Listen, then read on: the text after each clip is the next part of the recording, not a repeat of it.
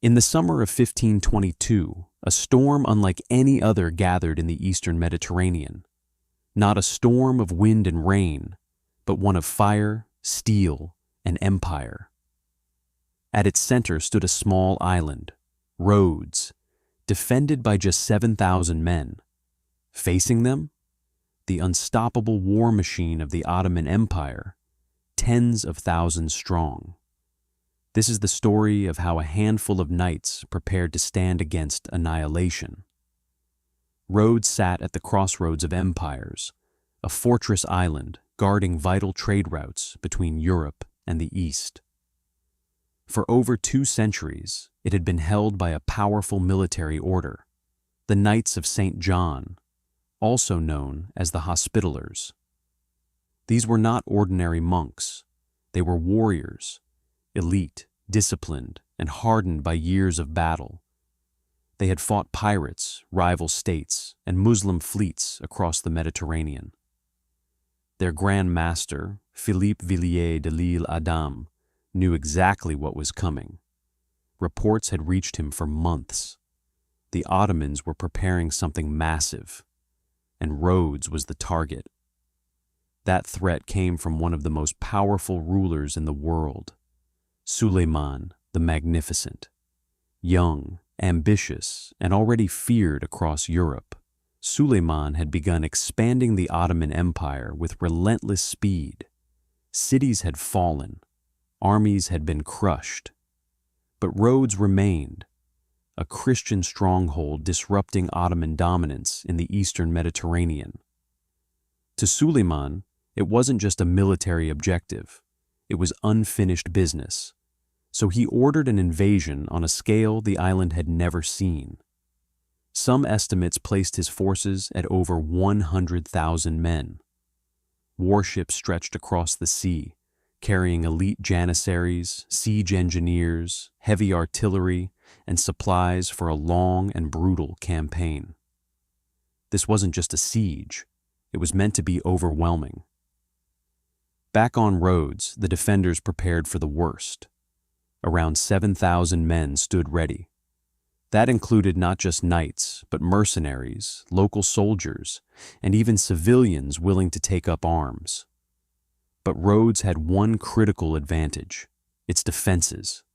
The city was surrounded by massive stone walls, layered, reinforced, and designed to withstand the new age of gunpowder warfare. Towers loomed over every approach. Bastions were angled to maximize defensive fire. The knights organized the city into defensive sectors, each assigned to different longs, groups based on their homelands: France, Spain, Italy, and Germany. Every group had its post, every man knew his role, and every man understood the stakes. There would be no retreat. Then, in June 1522, the horizon darkened. The Ottoman fleet arrived in full force. Hundreds of ships filled the sea. Drums echoed across the water as soldiers poured onto the island. Banners snapped in the wind, marking the presence of an empire at its peak. Within days, the Ottomans surrounded the city. Siege lines were drawn, trenches were dug, massive cannons were dragged into position, aimed directly at the walls of Rhodes. Then came the first thunder. The bombardment began. Cannons roared day and night. Stone shattered. Dust and smoke filled the air as sections of the walls began to weaken under the relentless assault. For the first time, the fortress of Rhodes was truly being tested. Soon, the Ottomans moved in. After days of bombardment, breaches began to form in the walls, and through them came the first waves of attackers. Thousands of soldiers surged forward. Arrows darkened the sky. Gunfire cracked through the smoke. War cries echoed as the Ottomans charged into the shattered defenses. But the knights held their ground. They met the enemy at the breaches, fighting hand-to-hand in brutal, chaotic combat. Swords clashed, shields splintered. The air was filled with dust, smoke, and the sounds of men fighting for their lives. Time and time again, the defenders pushed the attackers back. The cost was heavy on both sides, but Rhodes still stood. As the days turned into weeks, the siege settled into something even more dangerous, a war of attrition. The Ottomans adapted. Their artillery became more precise. Their engineers began digging tunnels beneath the walls, placing explosives designed to collapse entire sections in an instant. Inside the city, conditions worsened. Supplies began to dwindle. Food grew scarce. The wounded filled every available space. Exhaustion set in as defenders rotated between the walls and brief moments of rest. Yet morale held, because the knights knew one thing above all else. If Rhodes fell, there would be no mercy. But the worst was still ahead: hidden tunnels, massive explosions, and a final desperate struggle that would push both sides to the brink. Could 7,000 defenders truly hold against an empire? The walls were cracked. The city was starving. The enemy never stopped coming. By late 1522, Rhodes was no longer a fortress. It was a wound bleeding on all sides. And yet, against everything, 7,000 defenders were still standing. But now, the Ottomans were ready to finish it. The siege had dragged on for months. What was meant to be a swift conquest had turned into a grinding nightmare for both sides. The Ottoman commander-in-chief, under the orders of Suleiman the Magnificent, intensified the assault. More cannons were dragged into position. More men poured into the trenches. Every day, the bombardment grew heavier, more precise, more destructive.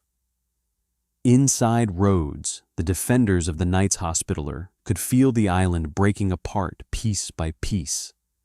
Stone walls that had stood for generations now groaned under constant cannon fire. Entire towers were reduced to rubble. Dust hung in the air like fog. Still, the defenders held. But the Ottomans had a new plan. If the walls could not be destroyed from above, they would be destroyed from below. Ottoman engineers began digging tunnels beneath the city's defenses. Their goal was simple: plant explosives under key sections of the wall and collapse them from within. The defenders noticed too late. On a cold December morning, a deafening explosion ripped through the ground. A massive section of the wall collapsed in an instant. Dust and stone erupted into the sky, and through the breach, the Ottomans surged forward. The city erupted into chaos. Wave after wave of Ottoman soldiers poured through the broken walls, expecting victory. But waiting for them were the knights. Led by desperate resolve, the defenders rushed to the breach. Steel clashed against steel in brutal close-quarters combat. There was no formation now, only survival. Knights fought alongside mercenaries. Civilians threw stones from rooftops. Every street became a battlefield. At one point, the defenders managed to seal the breach with sheer determination, pushing the attackers back despite overwhelming numbers.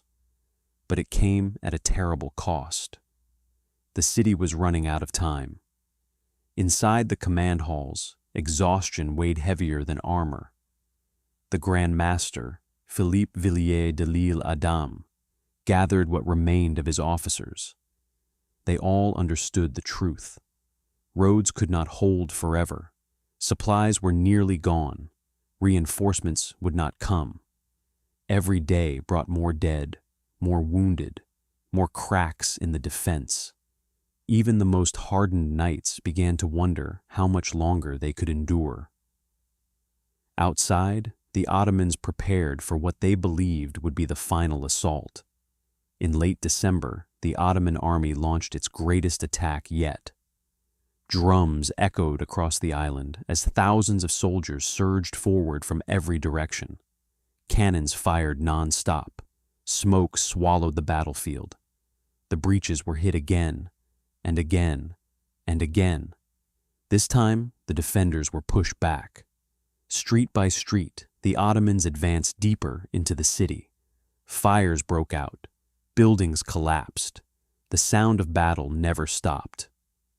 For the first time, Rhodes was truly slipping. After nearly 6 months of relentless siege, the reality became unavoidable. The knights had fought beyond expectation. They had held against impossible odds. But the island could no longer survive. In January 1523, negotiations began. The Ottoman terms were surprisingly merciful.